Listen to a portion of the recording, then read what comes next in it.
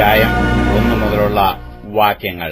അനന്തരം അവൻ എന്നെ വടക്കോട്ടുള്ള വഴിയായി പുറത്തെ പ്രാകാരത്തിലേക്ക് കൊണ്ടുപോയി മുറ്റത്തിനു നേരെയും വടക്കോട്ടുള്ള കെട്ടിടത്തിനെതിരെയും ഉണ്ടായിരുന്ന മണ്ഡപത്തിലേക്ക് എന്നെ കൊണ്ടുചെന്നു.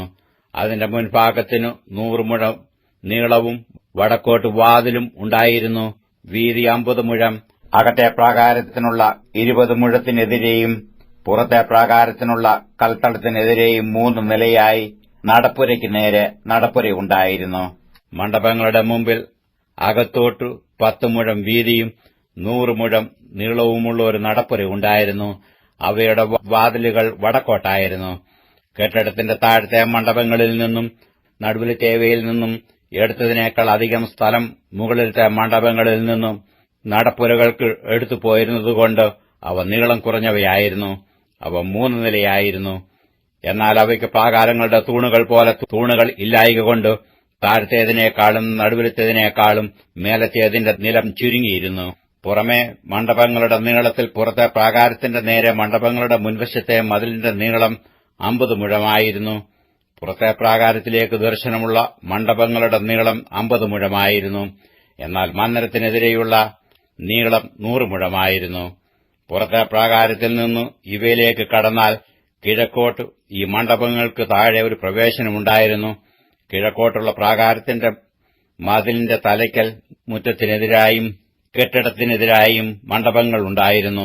അവയുടെ മുമ്പിലുള്ള വഴി വടക്കോട്ടുള്ള മണ്ഡപങ്ങളുടെ അളവ് പോലെയായിരുന്നു. അവയുടെ നീളത്തിനൊത്ത നീളവും വീതിക്കൊത്ത വീതിയും ഉണ്ടായിരുന്നു.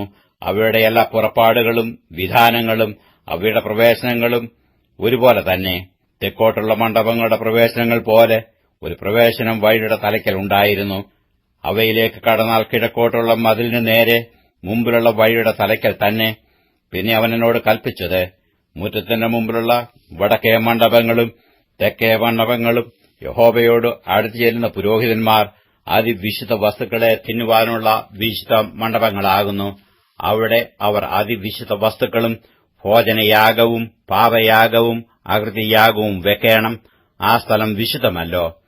പുരോഹിതന്മാർ വിശുദ്ധ മന്ദിരത്തിൽ നിന്ന് പുറത്തെ പ്രാകാരത്തിലേക്ക് ചെല്ലാതെ വേണം അതിൽ പ്രവേശിപ്പാൻ. ശുശ്രൂഷയ്ക്കുള്ള തങ്ങളുടെ വസ്ത്രം അവർ അവിടെ വെച്ചേക്കണം. അവ വിശുദ്ധമല്ലോ. വേറെ വസ്ത്രം ധരിച്ചിട്ടേ അവർ ജനത്തിനുള്ള സ്ഥലത്ത് ചെല്ലാവൂ. അവനകത്തെ ആലയം അളന്നു തീർന്ന ശേഷം കിഴക്കോട്ട് ദർശനമുള്ള വാതിൽക്കൽ കൂടി എന്നെ കൊണ്ടുചെന്നു. അവിടം ചുറ്റും അളന്നു. അവൻ കിഴക്കുഭാഗം ദണ്ണുകൊണ്ട് അളന്നു, ആകെ 500 മുഴം. അവൻ വടക്കുഭാഗം ദണ്ണുകൊണ്ട് അളന്നു, ആകെ 500 മുഴം. അവൻ തെക്കുഭാഗം ദണ്ണുകൊണ്ട് അളന്നു, ആകെ 500 മുഴം. അവൻ പടിഞ്ഞാറോട്ട് തിരിഞ്ഞു ദണ്ണുകൊണ്ട് അളന്നു, 500 മുഴം. ഇങ്ങനെ അവൻ 4 പുറവും അളന്നു. വിശുദ്ധമായതും സാമാന്യമായതും തമ്മിൽ വേർതിരിപ്പാൻ തക്കവണ്ണം 500 മുഴം നീളത്തിലും 500 മുഴം വീതിയിലും ഒരു മതിൽ അതിനു ചുറ്റുമുണ്ടായിരുന്നു.